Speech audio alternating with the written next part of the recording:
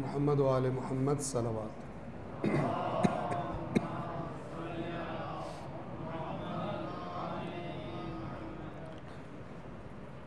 अऊज़ु बिल्लाहि मिनश शैतानिर रजीम। बिस्मिल्लाहिर रहमानिर रहीम। अल्हम्दुलिल्लाहि रब्बिल आलमीन वस्सलातु वस्सलामु अला सय्यिदिल अंबियाइ वल मुरसलीन व अला अहलि बैतिहित तय्यिबीन अत्ताहिरीन व सहबिहिल मुंतजबीन। सलवात पढ़े मोहम्मद व आले मोहम्मद।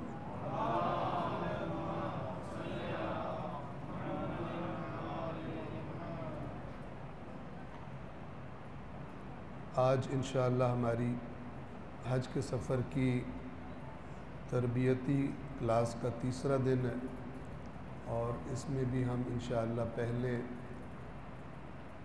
कुरान करीम की चंद आयात, सूरतुल हज की इब्तदाई चंद आयात आपकी खिदमत में तिलावत करेंगे और उनका माना और मफ़हूम और उसका हज के साथ क्या राबता है, हमारे सफ़र के साथ फ़लसफ़ा हज के तौर पर या रूह हज के तौर पर आपकी खिदमत में अर्ज़ करेंगे। और उसके बाद अहकाम हज व उम्रा कि जिसके बयान का कल सिलसिला शुरू किया था आज इंशाअल्लाह उस सिलसिले को हम आगे बढ़ाएंगे। तो तिलावत कुरान करीम से हम आगाज़ करते हैं। सलवात पढ़े मोहम्मद व आले मोहम्मद।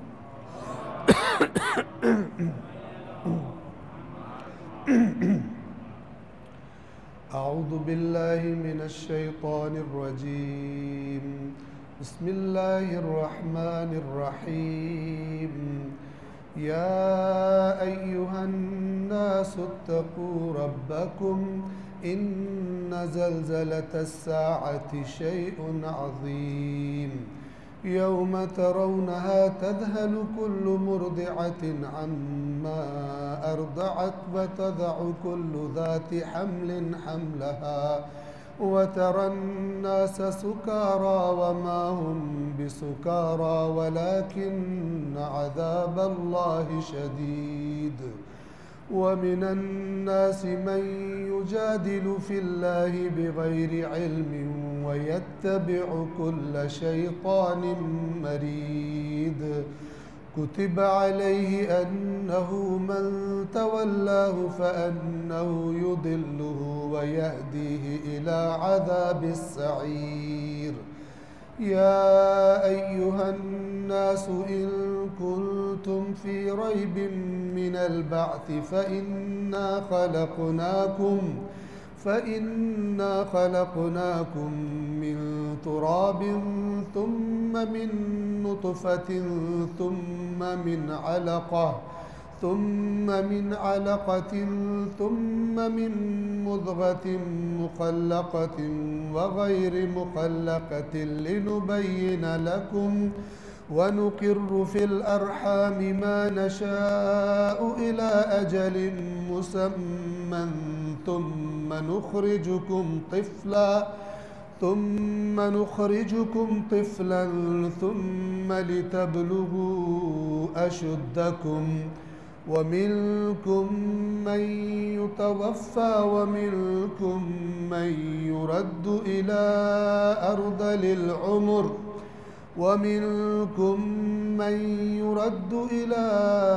अर्ज़लिल उम्र लिकै ला यअलम मिन बअदि इल्मिन शैअा व तरल अर्ज़ हामिदतन फ़इज़ा अंज़लना अलैहल माअ اهتزت وربت وأنبتت من كل زوج بهيج ذلك بأن الله هو الحق وأنه يحيي الموتى وأنه على كل شيء قدير وأن الساعة آتية لا ريب فيها وأن الله يبعث من في القبور ومن الناس من يجادل في الله بغير علم ولا هدى ولا كتاب منير ثاني عطفه ليضل عن سبيل الله له في الدنيا خزي ونذيقه يوم القيامة عذاب الحريق ذلك بما قدمت يداك وأن الله ليس بظلام للعبيد ومن الناس من يعبد الله على حرف فإن أصابه خير اطمأن به وإن أصابته فتنة انقلب على وجهه خسر الدنيا والآخرة ذلك هو الخسران المبين يدعو من دون الله ما لا يضره وما لا ينفعه ذلك هو الضلال البعيد يدعو لمن ضره أقرب من نفعه لبئس المولى ولبئس العشير إن الله يدخل الذين آمنوا وعملوا الصالحات جنات تجري من تحتها الأنهار إن الله يفعل ما يريد صدق الله العلي العظيم صلوات پڑھیں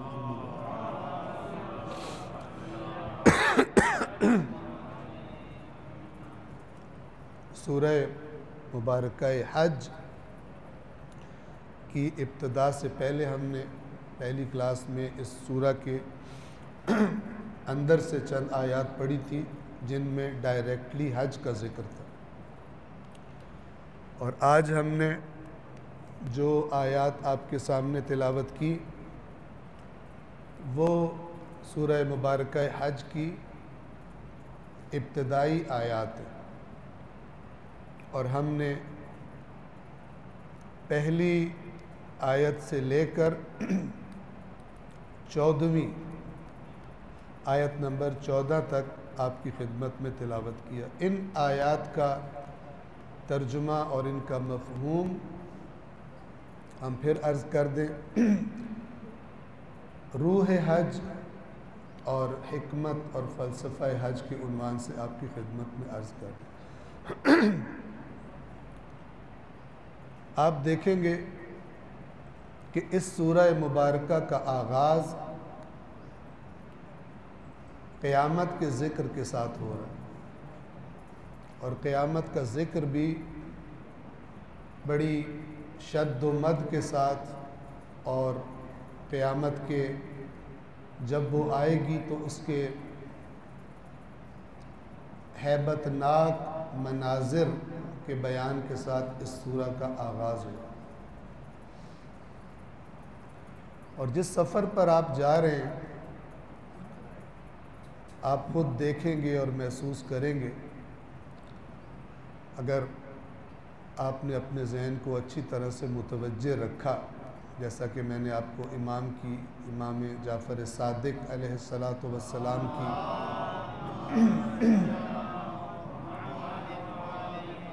ایک روایت کے ابتدائی کلمات سنائے تھے، جس میں امام نے فرمایا تھا کہ اپنی توجہ خالق کی طرف کر لو اور باقی چیزوں سے توجہ اپنی ہٹا دو۔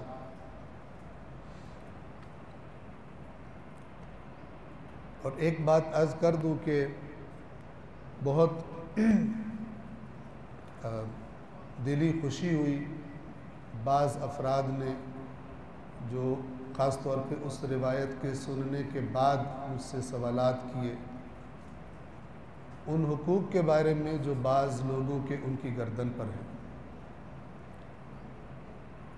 اور یہیں سے آپ دیکھیے کہ اللہ تعالیٰ کی طرف سے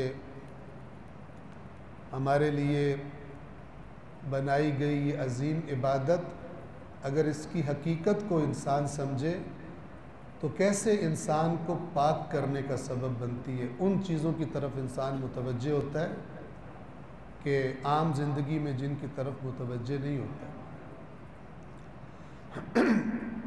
تو آپ محسوس کریں گے حج میں، حج کے بہت سارے مناظر بہت زیادہ شباہت رکھتے ہیں قیامت کے مناظر کے ساتھ، کہ ہزاروں لاکھوں افراد کہ جن کو آپ نہ جانتے ہیں نہ پہچانتے ہیں، وہ بعض مقامات پر ایک ہی طرف رخ کر کے سب چل رہے ہوتے ہیں، اور سب کو یہ فکر ہوتی ہے کہ جہاں پہنچنا ہے وہاں پر پہنچ جائیں۔ اور نوازش بھائی بھی آپ کو بتائیں گے کہ جو ان جگہوں پر جتنا سامان زیادہ لے کے جاتا ہے اتنا پھنستا ہے، اتنا بوجھ اس کو تنگ کرتا ہے۔ تو قیامت کے دن بھی جس کی پشت گناہوں سے جتنی وزنی ہوگی اتنا ہی تنگ کرے گی، اس کی حرکت سلو ہو جائے گی، پریشان ہوگا، اور کوئی اس کا وزن اٹھانے کو تیار بھی نہیں ہوگا۔ اللہ تعالیٰ فرماتا ہے وَلَا، قرآن کریم میں، وَلَا تَزِرُ وَازِرَةٌ وِزْرَ أُخْرَى، کوئی بوجھ اٹھانے والا کسی دوسرے کا بوجھ نہیں اٹھائے گا۔ وَإِن تَدْعُ مُثْقَلَةٌ إِلَىٰ حِمْلِهَا لَا يُحْمَلْ مِنْهُ شَيْءٌ وَلَوْ كَانَ ذَا قُرْبَىٰ، اور اگر کوئی بھاری بوجھ والا کسی دوسرے کو پکارے گا کہ میرا کچھ بوجھ اٹھا لو، تو وہ نہیں اٹھائے گا اگرچہ اس کے قریبی ترین رشتہ دار ہی کیوں نہیں۔ تو حج اصل میں اس کی حکمتوں میں سے ایک حکمت قیامت کو مجسم کرنا ہے انسان کی آنکھوں کے سامنے، رک نہیں سکتا، اسے چلنا ہی چلنا ہے۔ اللہ بھی قرآن میں فرماتا ہے یوم یخرجون من الاجداث کأنہم الی نصب یوفدون، جس دن اپنی قبروں سے نکل کر جو علامتیں ایسے چلیں گے جدھر ان کو کہا جائے گا، جیسے کوئی علامت کسی کو دکھا دی جائے اور اس کو کہا جائے تو انہیں حتماً اس علامت تک پہنچنا ہے، اور کوئی کسی کا بوجھ شیئر کرنے کے لیے تیار نہیں ہوگا۔ تو سورہ حج جس کا نام ہے، اس کی ابتدا بھی اللہ نے حج کے ذکر سے نہیں کی، بلکہ قیامت کے آنے کے ذکر سے کی۔ اور جو تصویر اللہ تبارک و تعالی ان آیات میں دکھانا چاہتا ہے آپ توجہ فرمائیں۔ بسم اللہ الرحمن الرحیم،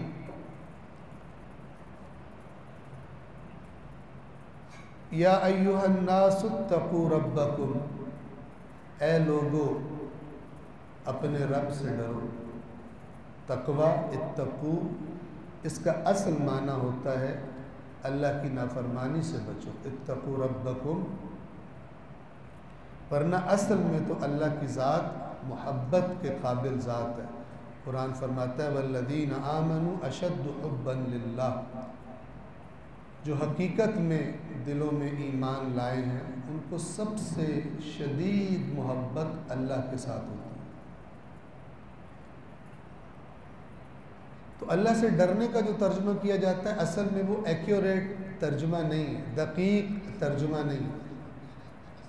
اصل ترجمہ ہے اللہ کی نافرمانی سے بچو، اے لوگو اللہ کی نافرمانی سے بچو۔ کیوں؟ ان زلزلۃ الساعۃ شیء عظیم، تمہیں نہیں پتہ ایک زلزلہ آنے والا ہے اس زمین پر جو قیامت کا زلزلہ ہے۔ یقیناً قیامت کا زلزلہ بڑی عظیم خوفناک شے ہے۔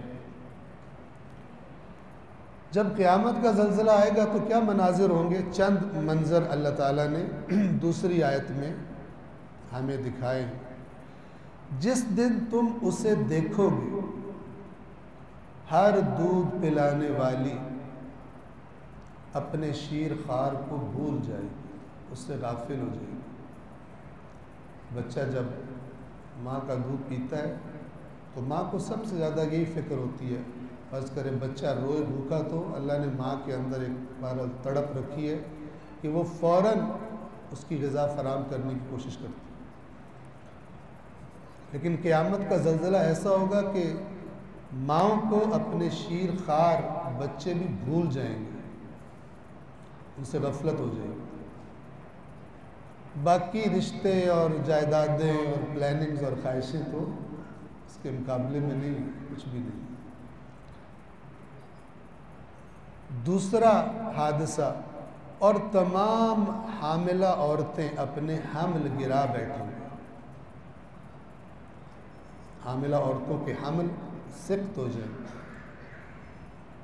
اور تم لوگوں کو دیکھو گے کہ گویا نشے کی حالت میں۔ نشے کی حالت میں انسان کیسے چلتا ہے؟ کبھی ادھر ڈگمگاتا ہے، کبھی ادھر ڈگمگاتا ہے، اپنا بیلنس برقرار نہیں رکھ سکتا۔ تو اللہ فرما رہا ہے وَتَرَى النَّاسَ سُكَارَىٰ، تو دیکھے گا کہ لوگ نشے میں ہیں اس میں۔ وَمَا هُمْ بِسُكَارَىٰ، وہ نشے میں نہیں ہوں گے، معاملہ کچھ اور ہے۔ وَلَكِنَّ عَذَابَ اللَّهِ شَدِيدٌ، اللہ کا عذاب بڑا شدید ہوگی، جس کی وجہ سے یعنی اس قیامت کی آمد ہی اتنی خطرناک ہوگی کہ لوگ جو چلتے ہوئے اپنا بیلنس برقرار نہیں رکھ سکیں۔ آپ نے دیکھا ہوگا جب کسی کا کوئی خدا نخواستہ ایکسیڈنٹ ہو اور اس کے سر وغیرہ میں کوئی چوٹ آئے تو سب سے پہلے اسے کھڑا کر کے چیک کرتے ہیں کہ بیلنس برقرار رکھ سکتا ہے یا بیلنس برقرار نہیں رکھ سکتا۔ جب شدید جھٹکا لگتا ہے تو انسان کے اندر اللہ نے جو اپنے آپ کو بیلنس رکھنے کی صلاحیت رکھی ہے وہ ڈسٹرب ہو جاتی ہے، اور انسان کبھی ادھر گرنے لگتا ہے اور کبھی ادھر گرنے لگتا ہے۔ جس دن تم اسے دیکھو گے ہر دودھ پلانے والی اپنے شیر خوار کو بھول جائے گی، اور تمام حاملہ عورتیں اپنا حمل گرا بیٹھیں گی، اور تم لوگوں کو نشے کی حالت میں دیکھو گے، وہ نشے میں نہیں ہوں گے بلکہ اللہ کا عذاب بڑا شدید ہوگا۔ تو یہ قیامت کا ذکر کر کے پھر اللہ ان لوگوں کی طرف آتا ہے جو اللہ تبارک و تعالیٰ کے بارے میں، اللہ کے دین کے بارے میں بیہودہ جھگڑے کرتے ہیں، بیہودہ ضد بازیاں کرتے ہیں۔ اور لوگوں میں سے کچھ ایسے بھی ہیں جو لا علمی کے باوجود اللہ کے بارے میں کج بحثیاں کرتے ہیں اور ہر سرکش شیطان کی پیروی کرتے ہیں۔ آپ جس کو بھی اللہ اور دین کے بارے میں الٹے سیدھے سوال کرتا پائیں گے، آپ کو پتہ ہو یا نہ پتہ ہو، اپنی عملی زندگی میں وہ بندہ حتماً فسق و فجور کرتا ہوا ملے گا۔ یہ علامت ہے۔ انسان کیوں انکار کرنا چاہتا ہے اللہ کا؟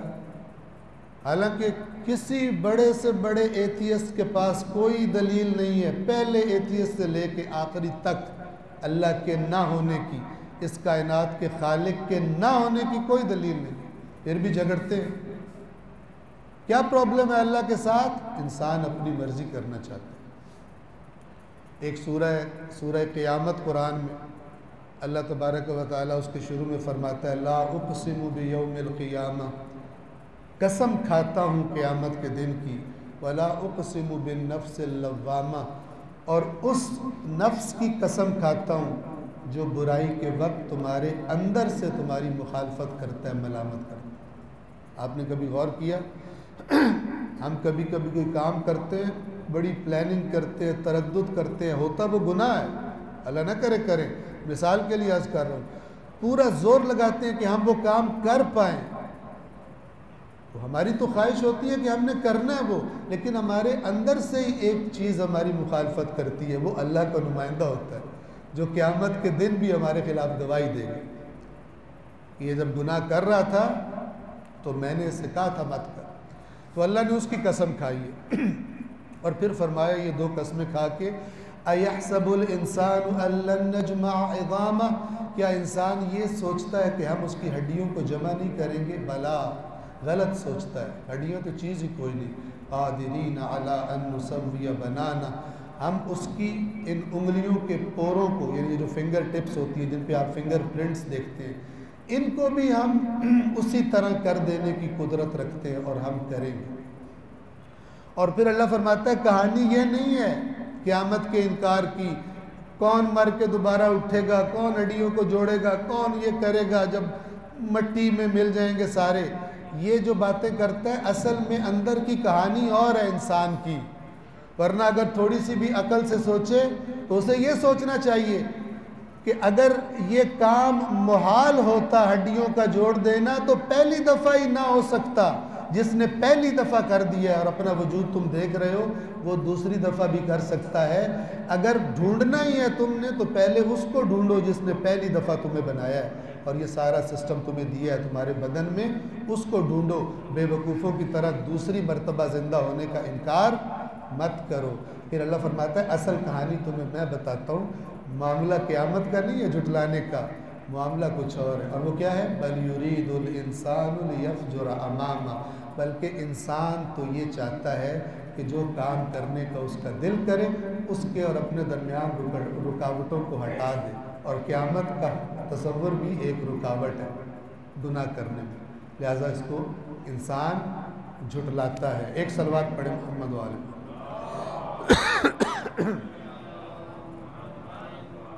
یہاں پر جب بھی یہ آیت بیان کرنے کا موقع ملتا ہے ایک چیز کی طرف اشارہ کرتا ہوں، توجہ فرمائیے۔ اگر آپ اللہ کی کتاب کو پڑھیں گے کہ انشاءاللہ سفر حج کے دوران ضرور پڑھیے گا، بہت تاکید ہے، آپ اس سرزمین پہ جا رہے ہیں جس سرزمین پر اللہ نے قرآن عطا فرمایا ہے بشریت کو، سرزمین وحی پہ جا رہے ہیں جہاں پہلی وحی اتری تھی،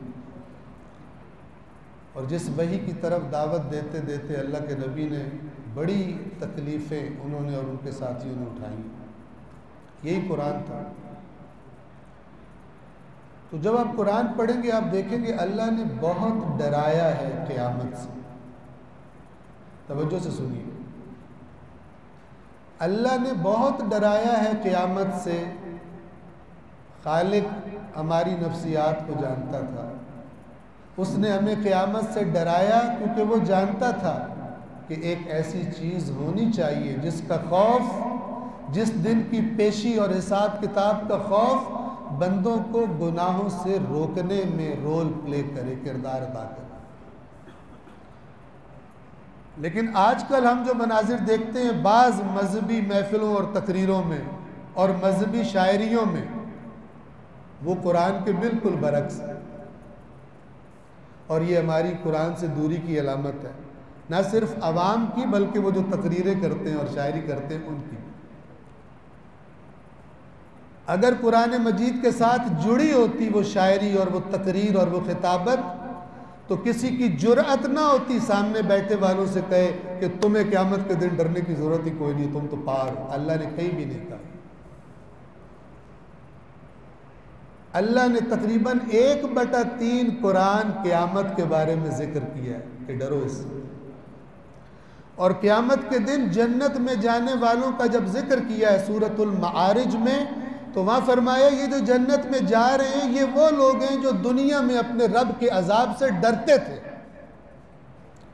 ان کو کوئی سیٹسفیکشن نہیں تھی کہ ہم تو پکے جنتی ہیں جیسے آج کل ٹکٹ بکتے ہیں جنت کے۔ تو اللہ نے پورا زور لگایا کہ لوگ قیامت سے ڈریں، اور ہم پورا زور لگاتے ہیں کہ ہمارے سامعین پکے جنتی ہیں، قیامت آئے گی تو صحیح تمہیں کچھ نہیں کہے گی، تم تو یوں نکلو گے پتہ ہی نہیں چلے گا۔ تو چاہے کوئی قیامت کا سرے سے انکار کر دے تو وہ چیز جس نے اسے گناہوں سے روکنا تھا ختم کر دی گئی۔ امپورٹنٹ ترین چیز حساب کتاب کا خوف، آڈٹ کا خوف کہ میں نے سارا میرا اکاؤنٹ اللہ نے اس کا آڈٹ کرنا، جہاں بھی گھپلا ہوگا چھوٹی سے چھوٹی چیز بھی دکھا دے گا۔ جب یہ خوف نکل گیا، قیامت کے انکار سے نکلے، یا شیطان ہر کیٹیگری کے لیے پلان رکھتا ہے، ان کے لیے بھی پلان رکھتا ہے شیطان جو بے دین ہے، ان سے کہتا ہے قیامت ہے ہی نہیں، موج کرو جتنی کر سکتے ہو، دنیا میں 4 دن کی زندگی ہے، اور جو کسی نہ کسی دین کے فالوور ہیں ان کا بھی بندوبست کیا ہوا ابلیس نے، ان سے کہتا ہے کہ تم لوگ تو پکے جنتی ہو، تم تو ایک اسپیشل طبقہ ہو اور تمہیں قیامت کے دن حتماً جنت میں جانا ہے، تمہیں ڈرنے کی ضرورت نہیں ہے۔ دونوں کا نیٹ رزلٹ گناہوں کی جرت پیدا ہو جانا، قیامت کا ڈر نکلنا، یعنی گناہوں کی جرت پیدا ہو جانا۔ عام تو بخشے ہوں،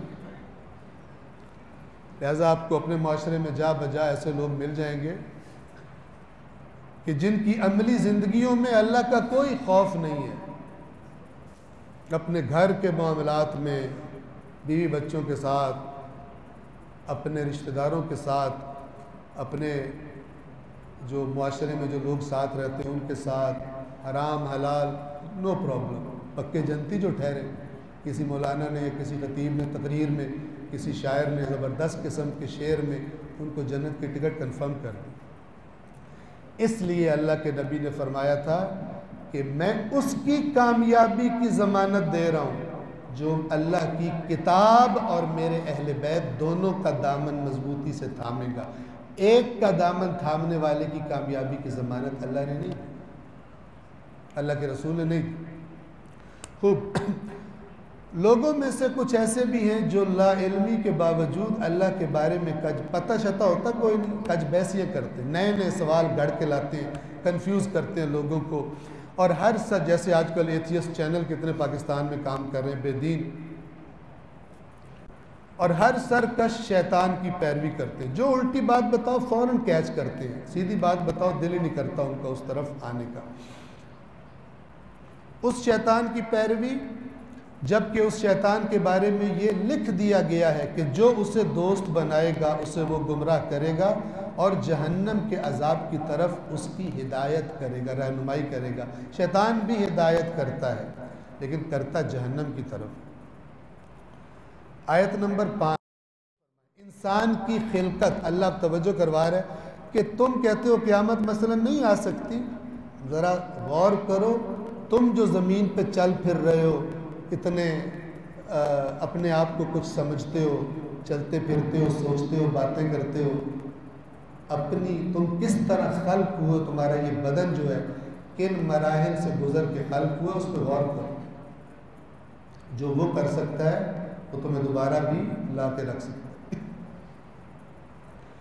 اے لوگو، اگر تمہیں موت کے بعد زندگی کے بارے میں شک ہے تو سوچو، ہم نے تمہیں مٹی سے پیدا کیا، پھر نطفے سے، پھر خون کے لوتھڑے سے، یعنی جو شکلیں بدلتا ہے شکم مادر کے اندر، پھر خون کے لوتھڑے سے، پھر گوشت کی تخلیق شدہ اور غیر تخلیق شدہ بوٹی سے، کبھی کامل کبھی ناقص، تاکہ ہم تم پر واضح کریں،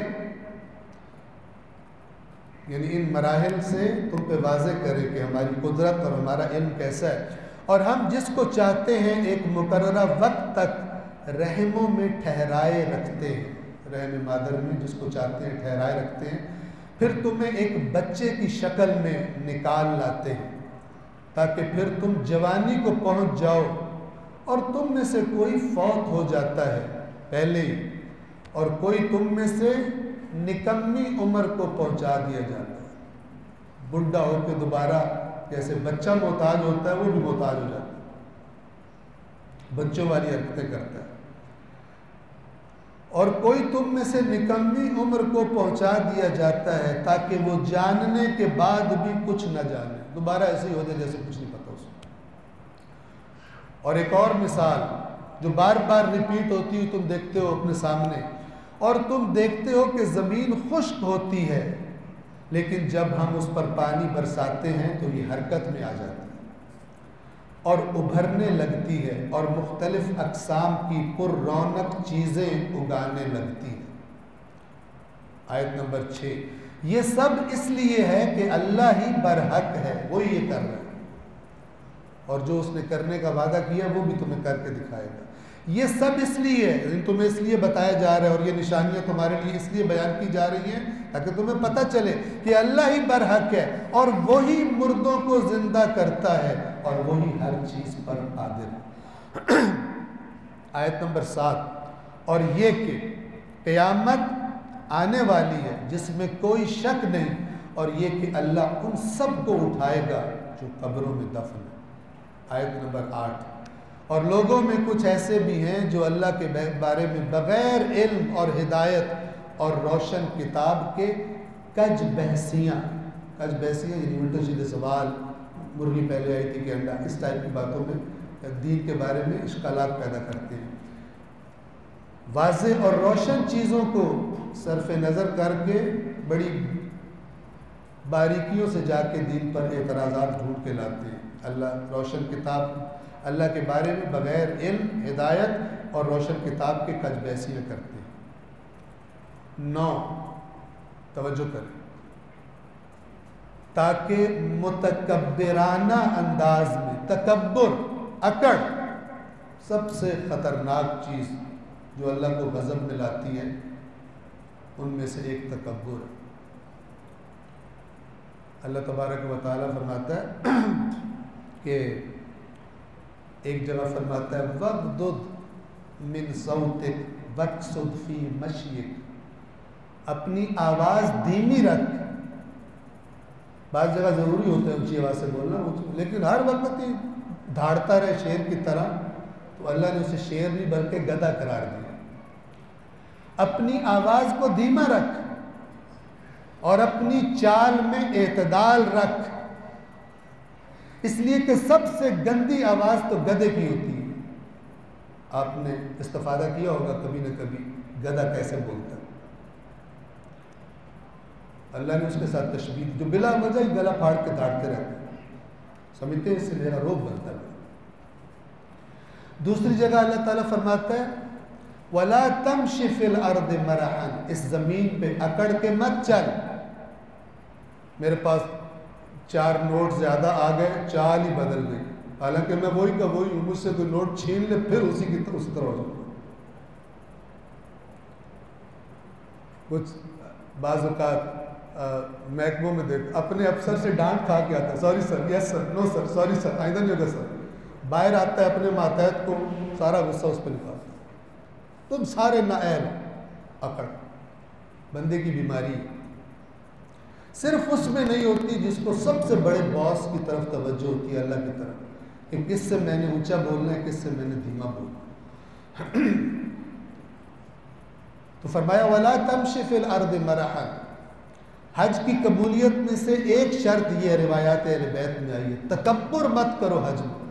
تکبر سارا یہی پہ اتار کے جاؤ، عاجزی اور انکساری تمہارے سفر حج پہ غالب ہو۔ کسی کا کندھا لگ گیا، آگ ببولا ہو گئی، ایسی کی تیسی کر دوں گا، یہ مت کرنا حج۔ عاجزی اور انکساری، چونکہ اللہ تمہیں دے گا، اور جس کا کندھا تمہیں لگا ہے وہ بھی اسی اللہ کا مہمان ہے جس نے تمہیں بلایا، جیسا ان کے بعد اس کے باقی مہمانوں کی بھی تمہیں رسپیکٹ کرنی، برداشت کر، اپنے آپ کو برداشت کی عادت ڈالنا۔ زمین میں اکڑ کے مت چل، اور جو اکڑ کے چلتے ہیں ان سے اللہ کہہ رہا ہے اِنَّكَ لَن تَخْرِقَ الْأَرْضَ، تو زمین کو پھاڑ نہیں سکتا۔ ایسے قدم اٹھا اٹھا کے رکھتا ہے اکڑ کے، جیسے تیرے قدموں سے زمین پھٹ جائے گی، تو زمین کو نہیں پھاڑ سکتا۔ وَلَن تَبْلُغَ الْجِبَالَ طُولًا، اور جو گردن اوپر کر کے سریے کی طرح چلتا ہے تو پہاڑوں جتنا اونچا نہیں ہو سکتا، تیری اوقات ہی نہیں۔ لہٰذا اپنے آپ کو دھوکے میں مت ڈال، اپنے آپ کو بڑا سمجھ۔ اور دوسری طرف اللہ نے اپنے بندوں کی نشانی بیان کی، فرمایا وَعِبَادُ الرَّحْمَنِ الَّذِينَ يَمْشُونَ عَلَى الْأَرْضِ هَوْنًا، رحمان کے بندے وہ ہیں جو زمین پہ عاجزی سے چلتے ہیں۔ زمین کو اپنے ابا کی جائیداد نہیں سمجھتے، اللہ کی سمجھتے، اکڑ کے نہیں چلتے زمین پر۔ یہ جو اللہ کے بارے میں کج بحثیاں کرتے ہیں، ان کی نشانی متکبرانہ، تاکہ متکبرانہ انداز میں لوگوں کو راہ خدا سے گمراہ کریں۔ جو زیادہ سمجھدار نہیں ہیں، نارمل لوگ ہیں، یہ سو کالڈ اپنے دلائل سے گھڑے ہوئے، ان کو کنفیوز کر دیں۔ اس کے لیے دنیا میں بھی ذلت ہے، اور قیامت کے روز ہم اسے آگ کا عذاب چکھائیں گے۔ آیت نمبر 10، یہ سب تیرے اپنے دونوں ہاتھوں سے آگے بھیجے ہوئے کی وجہ سے ہے، تو نے خود یہ کرتوت کیے ہیں جن کے لیے تجھے یہ عذاب چکھایا جا رہا ہے، ورنہ اللہ اپنے بندوں پر ظلم کرنے والا نہیں ہے۔ آیت نمبر 11۔ اب یہ کچھ لوگوں کا ذکر ہے کہ جو بڑے اس زمانے میں بھی تھے، ممکن ہے آج بھی پائے جاتے ہیں، اور لوگوں میں سے کوئی ایسا بھی ہے جو اللہ کی ایک طرف کھڑے ہو کر بندگی کرتا ہے۔ یہ ایک طرف علی حرف، یعنی جہاں اسلام اور کفر کا بارڈر ہے وہاں کھڑا ہوتا ہے، تاکہ اگر کبھی بارڈر کراس کرنا پڑے تو زیادہ سفر نہ کرنا پڑے، آرام سے نکل جائے۔ کچھ لوگوں نے اس زمانے میں بھی دین قبول کیا تھا، اس لیے تاکہ جو مال غنیمت تقسیم ہوتا ہے وہ مل جائے، جو مسلمانوں کو حقوق مل رہے ہیں وہ ہمیں بھی مل جائے۔ ان کا دین کے ساتھ کیا تعلق ہے؟ اللہ فرماتا ہے اگر اسے کوئی فائدہ پہنچے، دنیاوی فائدہ، تو مطمئن ہو جاتا ہے، اور اگر اسے کوئی مصیبت پہنچے تو منہ کے بل الٹ جاتا ہے، دین چھوڑ دیتا ہے، کہتا ہے یہ کون سا دین ہے، اس میں مصیبتیں آ رہی ہیں۔ آج بھی بہت سارے عوام الناس سمجھتے ہیں کہ دین سے قریب ہونا دنیا کے آرام و سکون، آرام و آسائش، پیسوں کی وسعت، جناب رزق، اس کا سبب ہے، جبکہ قرآن مجید میں اللہ کہتا ہے ہم تمہیں حتماً آزمائیں گے، ہم تمہارا امتحان لیں گے، ہم دیکھ کے رہیں گے حقیقی مومن کون ہے اور بنا ہوا مومن کون ہے، ہم ایسے میدان سجائیں گے تمہاری آزمائشوں کے جس سے تم چھٹ جاؤ گے، کھرا اور کھوٹا الگ ہو جائے گا، اس کے بغیر اللہ تمہیں نہیں چھوڑے گا، اس امتحان کے بغیر۔ یہ قرآن کی ٹول ہے، 20 آیات ہے، دنیا آزمائش کی جگہ۔ اگر اسے کوئی فائدہ پہنچے تو مطمئن ہو جاتا ہے، اور اگر اسے کوئی مصیبت آ جائے تو منہ کے بر الٹ جاتا ہے، میں نے تو اتنا چلہ کیا تھا پھر میرا کام کیوں نہیں ہوا۔ ایک صاحب نے مجھے کہا تھا میں نے 40 دن امام زمانہ کا چلہ کیا ہے لیکن میرا کام ہی نہیں ہوا، مجھے تو امام زمانہ میں شک کی پڑ گئی۔ وَمِنَ النَّاسِ مَن يَعْبُدُ اللَّهَ عَلَىٰ حَرْفٍ، ایک کنارے پہ کھڑے ہوتے، دنیا کا مطلب نکل آئے، دین بہت اچھا ہے، بڑا میٹھا ہے، کوئی دنیا کی مصیبت آزمائش آ جائے کوئی دین شیل نہیں، بھاگ جاؤ۔ ہمارے آقا و مولا سید الشہداء امام حسین علیہ السلام کربلا کے راستے میں مکے سے لے کر کربلا چند بار ایک جملہ امام حسین علیہ السلام نے تکرار کیا ہے۔ جب کوفے سے آنے والا کوئی کوفیوں کی بے وفائی کی خبر دیتا تھا، جناب مسلم کی شہادت کا پتہ چلا، تو جملہ امام کے منہ سے زبان اطہر سے کون سا نکلتا تھا؟ تکرار ہوا ہے۔ فرماتے تھے الناس عبید الدنیا، لوگ دنیا کے نوکر ہیں، لوگ دنیا کے غلام ہیں۔ جب انہوں نے دیکھا ہے نا دنیا تو جا رہی ہے، انہوں نے بے وفائی کر دی۔ یہ تھے ہی ایسے، اللہ نے آزمایا، پتہ چل گیا، نقاب اتر گئے۔ الناس عبید الدنیا، لوگ دنیا کے بندے، عبید عبد کی جمع ہے، غلام، نوکر، زر خرید، یہ دنیا کے غلام ہیں۔ والدین لاحق علی السنتہم، اور یہ جو دین ہے یہ ان کی زبانوں کا چسکا ہے، ٹیسٹ ہے، چکھتے ہیں۔ اگر دین سے کوئی بھلائی مل رہی ہو، کوئی فائدہ مل رہا ہو تو دین کے طواف کرتے ہیں، کہتے ہیں بڑا دین ہے، مولا کا بڑا کرم ہے۔ لیکن جب کوئی مصیبت آزمائش آتی ہے، اللہ آزماتا ہے، وَإِذَا مُحِّصُوا بِالْبَلَاءِ، جب آزمائش لائی جاتی ہے ان پر، الدیانون، تو پھر میدان میں دیندار بہت قلیل رہ جاتے ہیں، جو مصیبت کے وقت بھی موجود ہوتے ہیں میدان میں۔ خود امام حسین علیہ السلام کا واقعہ اسی چیز کی گواہی دے رہا ہے، اور عظیم ترین عبرت ہے۔ اور لوگوں میں سے کوئی ایسا بھی ہے جو ایک طرف ہو کر اللہ کی بندگی کرتا ہے، اگر اسے کوئی فائدہ پہنچے تو مطمئن ہو جاتا ہے، اور اگر اسے کوئی مصیبت پہنچے تو منہ کے بل الٹ جاتا ہے۔ اس نے دنیا میں بھی خسارہ اٹھایا اور آخرت میں بھی، یہی کھلا نقصان ہے۔ یہ اللہ کے سوا اسے پکارتا ہے جو نہ اسے کوئی نقصان دے سکتا ہے، نہ اسے کوئی فائدہ پہنچا سکتا ہے، یہی تو بڑی کھلی گمراہی ہے۔ آیت نمبر 13، وہ اس کو پکارتا ہے جس کا نقصان اس کے فائدے سے زیادہ قریب تر ہے۔ کتنا برا ہے اس کا سرپرست اور اس کا رفیق بھی کتنا برا ہے۔ آیت نمبر 14 جو آج کے لیے آخری آیت ہے، یقیناً اللہ ایمان لانے والوں اور نیک اعمال بجا لانے والوں کو ایسے باغات میں داخل کرے گا۔ جنت عربی زبان میں کہتے ہیں گھنے باغ، بہت زیادہ گھنا باغ، اتنا گھنا ہو کہ اوپر سے اتنے درخت و سبزہ ہو کہ اس کی زمین دکھائی نہ دیتی ہو۔ صحرا میں رہنے والے عربوں کے لیے یہ بہت ہی نایاب چیز تھی، لہذا اللہ نے جنت کا تذکرہ ان الفاظ میں فرمایا۔ گھنے باغات، ایسے باغات میں داخل کرے گا جن کے نیچے نہریں جاری ہوں گی، اور اللہ جس چیز کا ارادہ کر لیتا ہے اسے یقیناً کر گزرتا ہے۔ صلوات پڑھیں محمد و آل محمد۔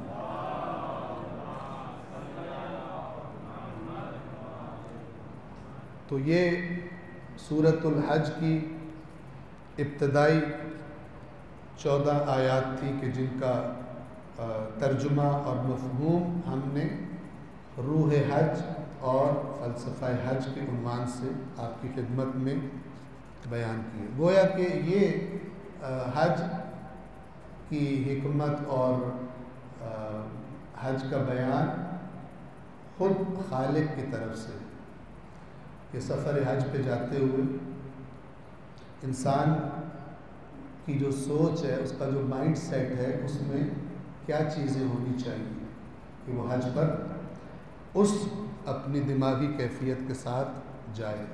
صلوات پڑھ دیں محمد و آل محمد۔